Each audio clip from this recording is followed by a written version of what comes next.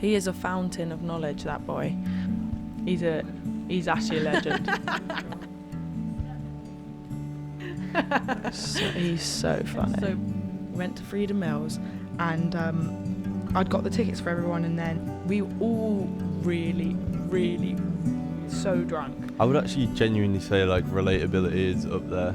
Like I feel like a lot of it is like, I don't know, when I think about Cal, there's like a lot of like, oh yeah, I used to really relate to a lot of his personality, and we were interested in a lot of the same things. And I think that was like one thing when we'd all be hanging out and like me and Cal would just have little chats about really like caring. Sunny or I'd definitely say games, like that kind of stuff, just like stuff we were in. He'd really like interest in. look Like out one time for you. we were all He was a in, thoughtful person. I want to Like, say you could Cal's just tell. room. Even if you hadn't seen him he, for a like, while. had It's Always Sunny on. I didn't really know everyone like he very hadn't well at the seen time, you. and I was like, oh my god. It would be like I was just sat on the floor with Cal, making sure, and we were just like, there was everyone else, there was like loads of doing other people in the bed or whatever, That and was we were really just lovely. chatting about like all our favourite episodes and stuff, and like it was just like a nice kind of, I don't know, you know, when like you new to a group and like you're like, oh shit, I've got this kind of bit of rapport going with someone already. It's really nice. Just lots, really. So funny, but like, yeah, so funny. Literally, one of the funniest people I will ever know. All of it was just his obsession with milk, how much he loved milk, baked potatoes, and then putting food in the oven and just forgetting about it and burning it and coming. It was fish fingers. He stole all of them and put them all in and burnt them all. He was so a dancer. Yeah, he was just unbelievably funny. And also loved a fucking boogie. Loved a boogie. That's what I loved about Cal. I don't think there's one thing that is like specific. I just notice it more in like positive and negative things throughout my life, I would say.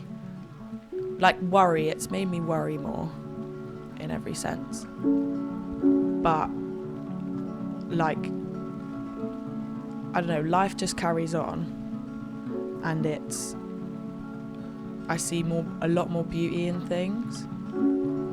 And like, I feel fonder towards things, and I think that's really nice. He's just a bit of a genius, really, wasn't he? He actually was. Just everything he said seemed rehearsed, which always used to get on my nerves because it was like, how have you just done that like that? Yeah, it's like he's been over every scenario like beforehand, and you're like, just rattle it off as soon as someone says something. He's bang, bang, bang. It's already out there. Yeah. Too quick, too sharp. What's it called? Yeah, nah. Quick-witted, that is like the one. Always. No, yeah, he was just like, I still he was very on the much ball. feel his, I think that might like, be a good way to describe it. the presence word, I mean, it's fair, but like, genius on it's the ball. more like the energy of Lanky him and twat. who he was with me, not like Shit at chess. so comfortably in me, which is the thing that makes like things better. Do you know what I mean? I picked up characteristics and traits from him that have made me a better person, and I'll always thank him for the fact that like at the start of uni he made me feel so comfortable from the get-go. You're actually just a great person that I've met. That's really incredible. It was so fun, but like there was so many times of just like knowing, just like looking at you and be like, yeah, I know that, I know how you are right now, and it just comforting you in that sense. It was so very good. enthusiastic about anything. Yeah, very happy guy. Very I don't know, just whatever you tell him about, you just feel like he'd listen. Yeah, big time. Very good listener. Oh, joy. It was always, you know, wanting to do something or happy. Yeah, it was like being attacked by a friendly Alsatian sometimes. It was like, but yeah, it's all love, and you know, he's always up for doing something or telling, you know, silly jokes. I think one for me was we were at MPH Days Plate, Window Kid, and me and Cal both got like different pictures or videos with Window Kid that night, and we were so gassed about it. And we were in the smoking area, just showing each other and like telling it, talking about our mates we're gonna show back home. And we kind of got into like all that and like our like relationships with our friends back home and how that was for us and like, how much better it is being at uni with like a nice diverse group. And it's like we're talking about the vulnerability was there, and it was all like really nice. And then I could see we went back in for a bit, and then I saw Cal back in the smoking area like 10 minutes later, and I was like, Cal, do you just want to get out of here? Because like, I could tell like we'd been there, we'd seen Window Kid, we'd done the thing, and he was like, yes, let's go, let's get out of here. I didn't feel particularly close. This was at the time, so I didn't feel particularly close with the group as a whole, and I feel like Cal was the one person who really kind of helped me be brought into it. I think because, like you say, he was like a Labrador, and he was like, you'd come in and he'd be like, oh yeah, like, oh, how you doing, mate? That kind of thing.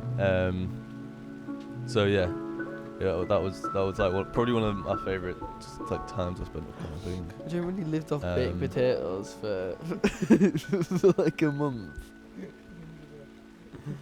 For like 39p. Only getting bags of baked potatoes. Efficient. That's another word. That is another word for him. He was very efficient. It's just kind of like because I think his attitude to life was quite spectacular for someone who didn't want to live it. I think, but then the worst bit was him introducing me to everyone else. So like, he's like, oh, Fred's having a flat party, we should go. And I'm like, mate, I don't know anyone there. It's probably not like where I want to be at all. And he's like, no, we'll go in. I'll stand with you the whole time. We get in there and he just disappears. I'm like, right, sick, cheers, Cal. Throw him in at the deep end. And then in his jacket as well. I don't think I ever saw him not in that jacket. He was like a cartoon character. He had his like, uniform. Yeah, it was. I don't know, but he would always say that his hugs were really shit. And then when he was pinging at Fred's release party, he came up to me when he was pinging and he was like, can I hug you now because I bet you it's going to be really nice. And I hugged him and it was actually like, it was such a nice moment because I never like hugged him before. He's like Curtis, you know, when you hug him and he's just so awkward. Yeah. And I hugged him and he like actually gave me like a proper hug and I was like, oh.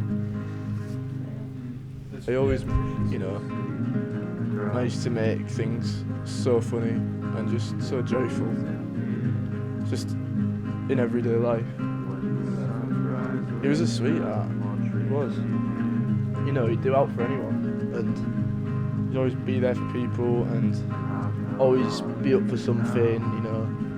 He'd never be critiquing or back-chatting or any of that.